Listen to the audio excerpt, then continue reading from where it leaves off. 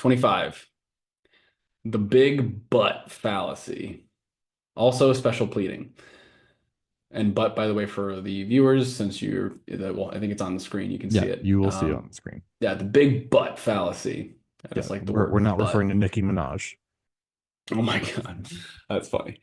The fallacy of enunciating a generally accepted principle and then directly negating it with a but. Often this takes the form of the special case, which is supposedly exempt from the usual laws of logic, morality, ethics, or even credibility. Example, as Americans, we have always believed on principle that every human being has God-given inalienable rights to life, liberty, and the pursuit of happiness, including in the case of criminal accusations, a fair and speedy trial before a jury of one's peers. But your crime was so unspeakable, and a trial would be so problematic for national security that it justifies locking you up for life in Guantanamo without trial, conviction, or possibility of appeal. Or, quote, yes, honey, I still love you more than life itself. And I know that in my wedding vows, I promised before God that I'd forsake all others and be faithful to you until death do us part. But you have to understand this was a special case. See also, quote, shopping hungry and, quote, we have to do something. Yeah. So really quick, um, I just checked this list if special pleading is on here, and it's not. This fallacy is special pleading. Almost everyone refers to this one as special pleading. I find it fascinating that they chose to call this one the big butt fallacy instead of its more known name. So consider this one special pleading. This is the special pleading fallacy. Okay. Got it. Yeah, I definitely in a time in my life where I wanted to assume less responsibility for my actions and my commitments, I 100% use this one. Um, I also remember using this often to defend myself in cases where um, I felt as though someone was taking a commitment that I said or a thing that I promised and using it in an opportune moment to harm me in some way, shape, or form. Um, so that's interesting that I've noticed that I've used it to avoid responsibility, and I've also used it um, to yeah, like fight back when I felt like I was being attacked. So that's super interesting. And I don't know if we've had one like that before yet. That's interesting for me. Yeah, I've definitely used this one a lot over my life, and it's all unintentional for the most part.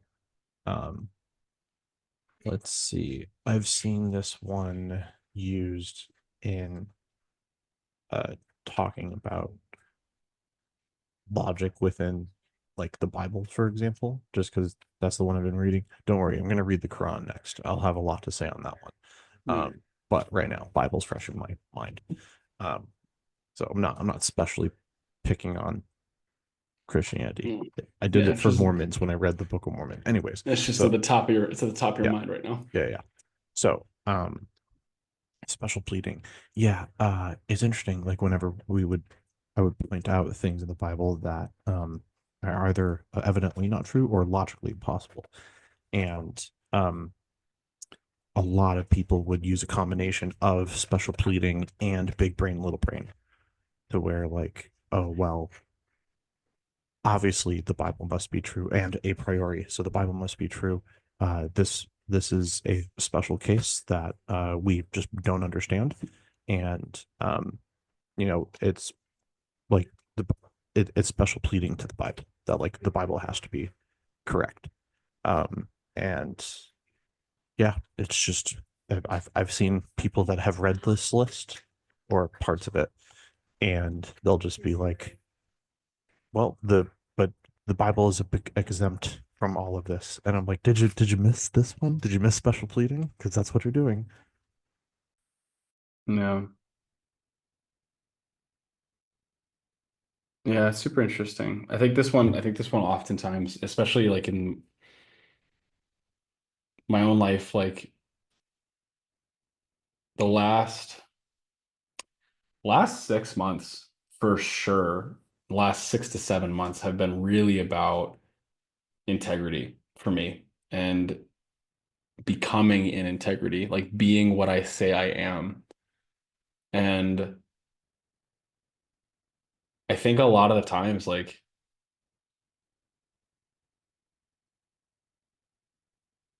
in my own life, I was the shame or the guilt of not being of owning up and being in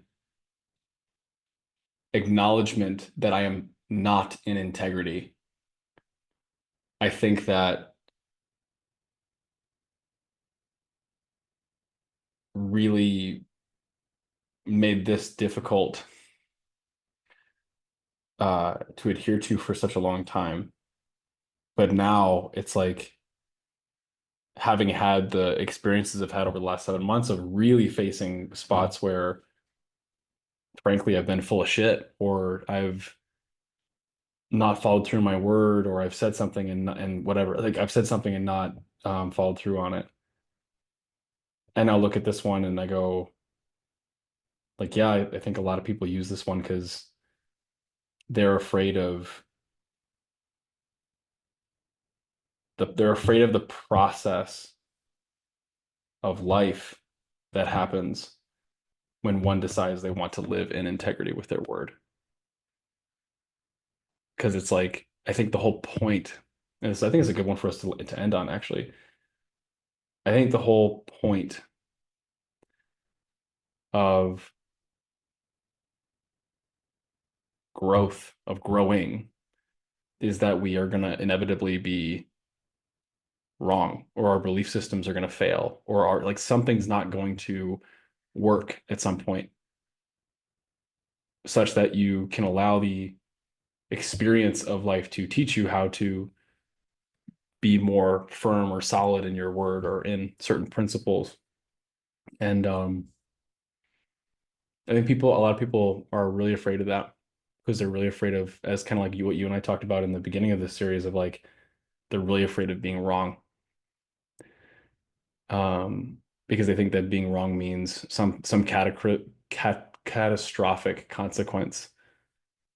And they don't realize that no, it's actually by adhering to your principles, adhering to your statements, um, up to the point where you're wrong, and then learning. Being able to concede with grace Yeah, is a much better feeling than yeah, just sticking to it and special pleading that I know it looks like I'm wrong, but I'm actually right because of some yeah, bullshit reason. yeah, yeah. It's like a fight to be right. Yeah, it's just like, dude, just let it go. It's fine. Yeah, it's And if wild. evidence shows up that you're right, then you can change your mind again. It's fine, Yeah, you know? yeah, totally.